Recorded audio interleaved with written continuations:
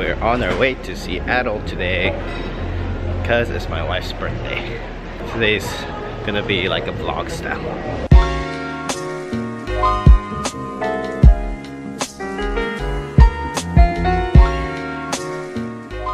So we're at the airport, but man, it's so awkward to talk and like vlog while I'm in public spaces. I'm not used to it at all.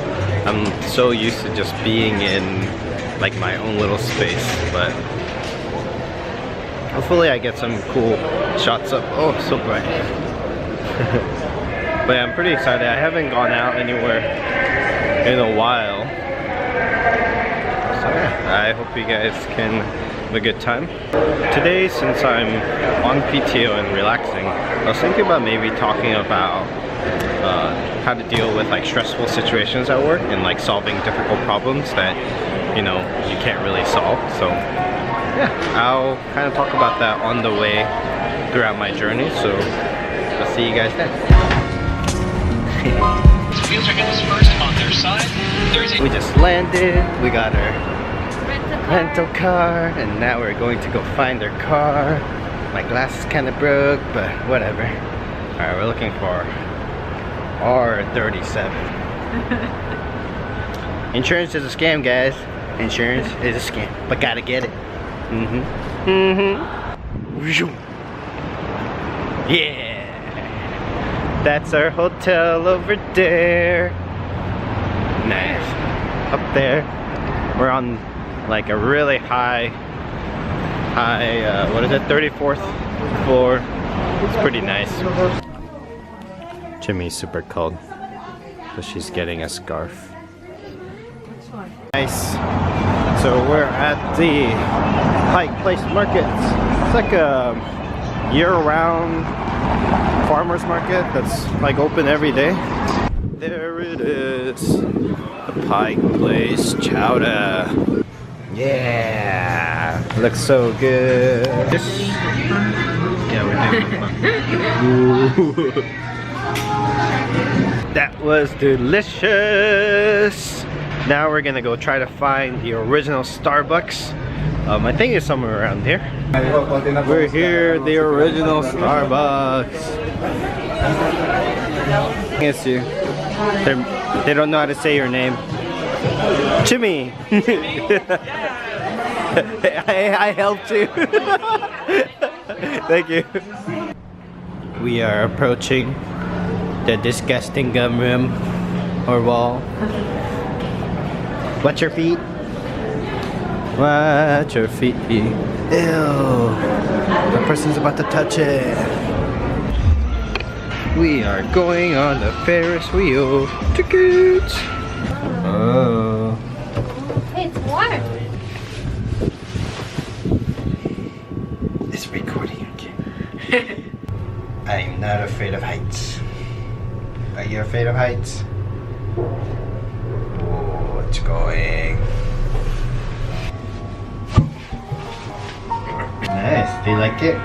It's hard to see because of the rain.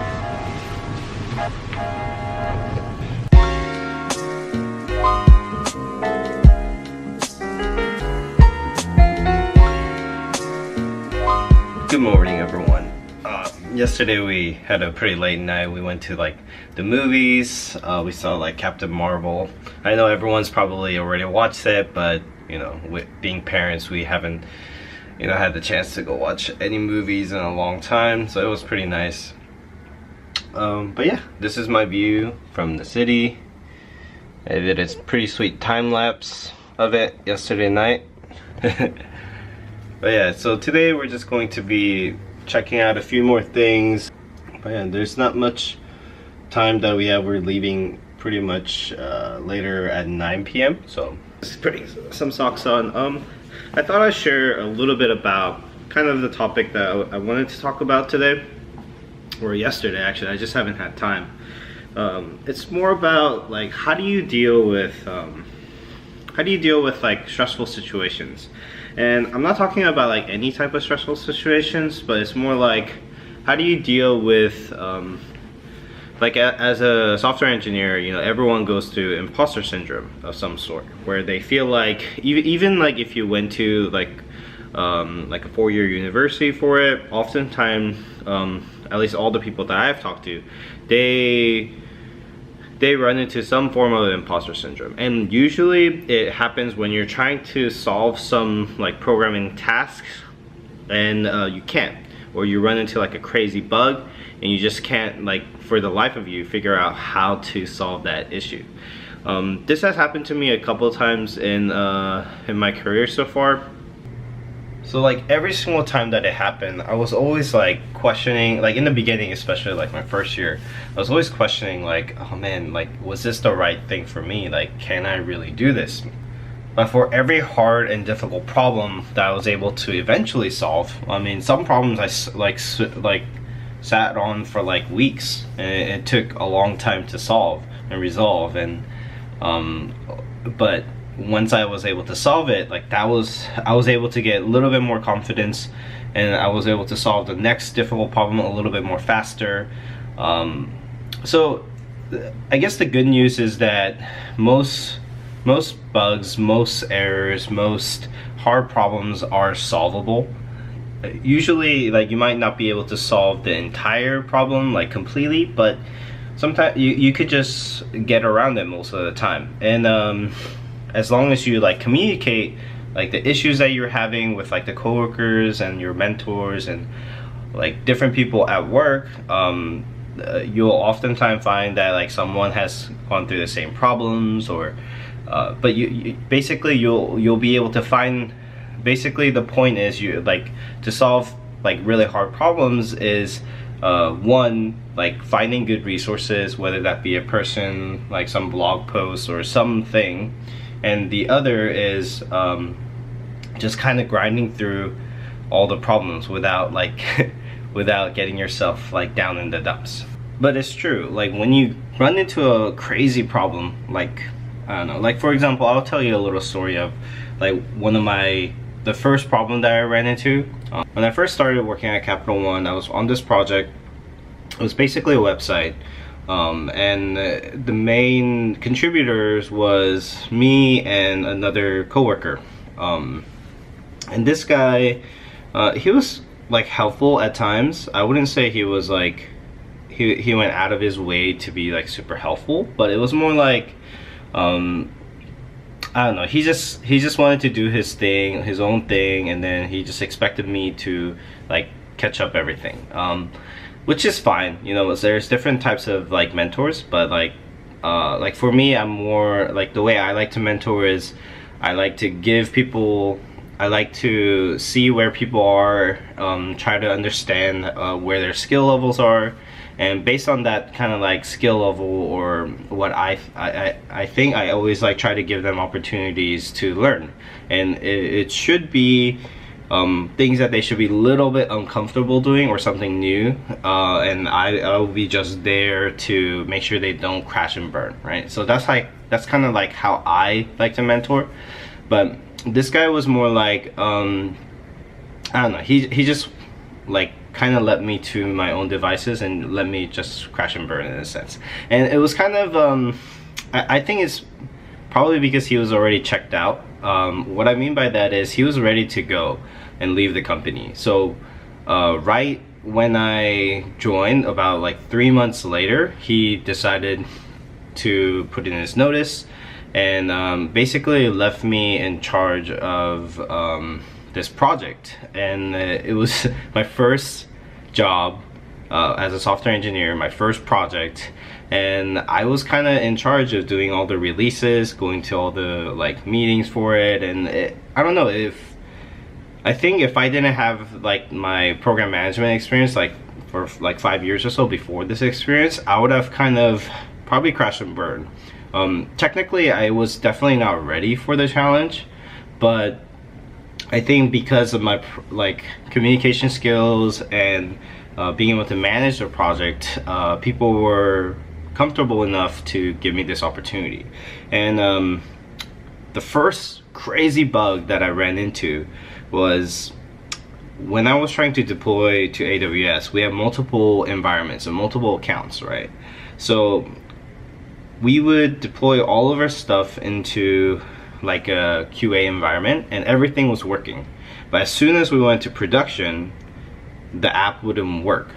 And I had no idea why. Because like, you know, the way like those environments should work is that if you have like an QA environment, it should be as close to, it should be as similar to like the prod environment, so that when you know, go to prod, it just works. And that's kind of the whole point. And we didn't have anything fancy like blue-green deploy or any kind of like safe deployment process. So every time I release, it was so like scary. And I was like, man, can I really do this? You know, like I just didn't understand why it wasn't working. But I kept digging. I went on that like Stack Overflow binge, I guess you would say. I asked a bunch of people, and you know, I digged into a bunch of things that I had no idea. And eventually I found that it was some error in one of the node modules that we use. It was like a chunking module. For some reason, our prod environment like freaked out. I still don't know exactly what it was, but when I removed that module to chunk our code into different like I still don't know exactly what it was, because it happened so long ago, and at that time I don't think I had like the technical knowledge to be able to debug certain things to as deep as I do now. But it was definitely like had to do with some architecture differences between our QA and prod environment and some module that we were using. So but yeah, so I was able to like sort of solve that. Like I didn't like know the root cause, but I was able to essentially get my portion of the job done. It was a hack, it was a workaround. It was a workaround that I didn't fully understand, but I was able to get it done. And that first time when I was able to solve it, I kind of freaked out a little bit. Like I was really scared that like, man, what if this keeps happening like every other week? Like what if I'm trying to like do these things and I can't figure it out? I definitely had those kind of things, and so I was like super stressed out for like a good like 2 weeks or so after that event. But one thing that like you do need to remember is that you are just one person. And at a large company or any size company, like there's other people around you to help you, you know, and you're not alone. So that was like one lesson that I learned. Like that's one like kind of awesome lesson that I learned. Like I had Jesse, I had all these other coworkers that I could like bounce ideas off of, and that helped. That was like definitely one, like to know that I had support. The other thing that really helped me was understanding that these crazy bugs are not unique to myself. You know, a lot of people, when they run into these kind of like crazy bugs, even if they were like a CS grad like from college, they would run into the same bugs, you know, because these kind of like crazy bugs and stressful situations usually come from working in the field. Because you know, working on like a side project or something like that, it's rare that you go off the beaten, like the optimal path, right? So yeah, so that was kind of like the practical way I dealt with it. Some other things that I did was I have this like kind of like pose that I do. It's like this, like it's called a power pose. I read about it. But yeah, like I just kept like reminding myself, it was like stress at work and like these kind of like stressful situations, it's like really mental more than like it's most of the time it's all in your mind. Of course there's like really stressful like situations where you have to like, you messed up something like crazy and you have to fix it like that. Yeah, like you just have to kind of deal with it. But just understand that people can make mistakes. It happens, and the important thing is to not freak out about it if you can, or train yourself to be calm and think about, because when you're freaking out, it's hard to like think of like a solution to your problem. But if you're calm, you think through the problem, and the more times you kind of go through this like process of doing things, it gets easier to solve and it gets less stressful every single time. So yeah, I hope like this quick like story of my like first crazy bug and how I deal with stress like at work was helpful. But yeah, I'm gonna go eat breakfast. Yum! I'm waiting for my blueberries to put in there, but it looks pretty good. Check it out.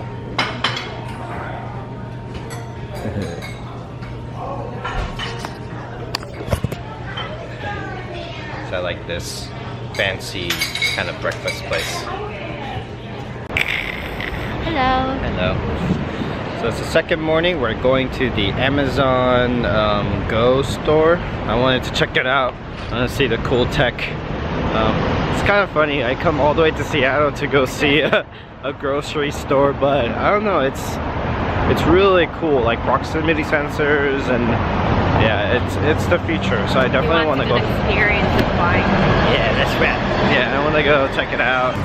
Amazon Go. Oh, sorry. Yep. I could beep you in. You go. And then I beep myself in. Cool. That's weird. A bug. Yeah, imagine if you're the guy that has to fix this bug. I want to see if it like registers that I picked an item. I'm gonna try walking out. Alright.